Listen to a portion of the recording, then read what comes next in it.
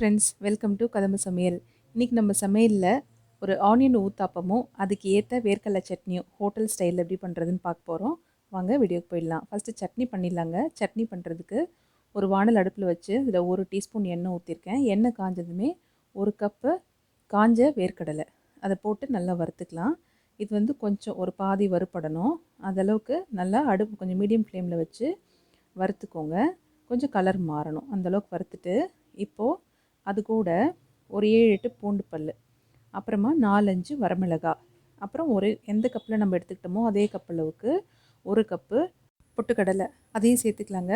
காரம் வந்து நீங்கள் இதில் போடுற காரம் தான் நமக்கு சட்னிக்கு இருக்கும். அதனால் உங்கள் காரத்துக்கு ஏற்ற மாதிரி மிளகாவை கூடவோ குறைச்சிக்கவோ உங்கள் இஷ்டம் போல் சேர்த்துக்கலாம்.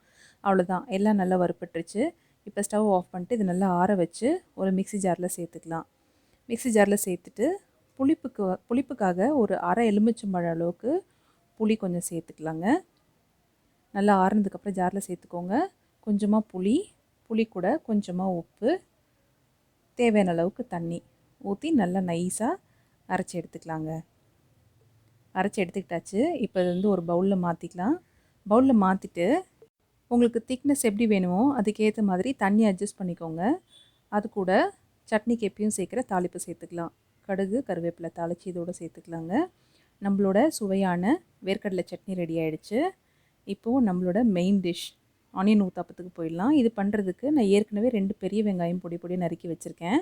அதை சேர்த்துக்கலாம். அதோட ஒரு துருவின கேரட்டு, பொடியாக நறுக்கின கொத்தமல்லி, 2 பச்சை மிளகா பொடியாக நறுக்கினது, இது எல்லாத்தையும் அந்த வெங்காயத்தோடு சேர்த்துக்கலாங்க. நம்ம கேரட்டும் கூட சேர்த்துருக்கிறதுனால சாப்பிட்றதுக்கு ரொம்ப நல்லாயிருக்கும். குழந்தைங்க ரொம்ப விரும்பி சாப்பிடுவாங்க. அதோட கொஞ்சமாக ஜீரகம் இதெல்லாம் சேர்த்து நல்லா கலந்து விட்டுக்கலாங்க. இது வந்து உப்பு நீங்கள் வந்து வேணும்னா கொஞ்சமாக சேர்த்துக்கோங்க. உங்கள் மாவில், இட்லி மாவில் வந்து எந்தளவுக்கு உப்பு இருக்கோ அதுக்கேற்ற மாதிரி நீங்கள் அட்ஜஸ்ட் பண்ணிக்கோங்க. இல்லை அதுலேயே உங்களுக்கு வந்து கரெக்டான அளவுக்கு இருக்குது அப்படின்னா இதில் சேர்க்க வேண்டாம். இந்த மாதிரி நல்லா கலந்து ஒரு பக்கம் வச்சுக்கலாம். இப்போது ஒரு தோசைக்கல் வச்சுருக்கேன். கொஞ்சமாக எண்ணெய் ஊற்றிக்கலாங்க. எண்ணெய் ஊற்றுனதுக்கப்புறம் நம்ம இட்லி தோசை கரைக்கிறோம் இல்லையா, அதே மாவு தான்.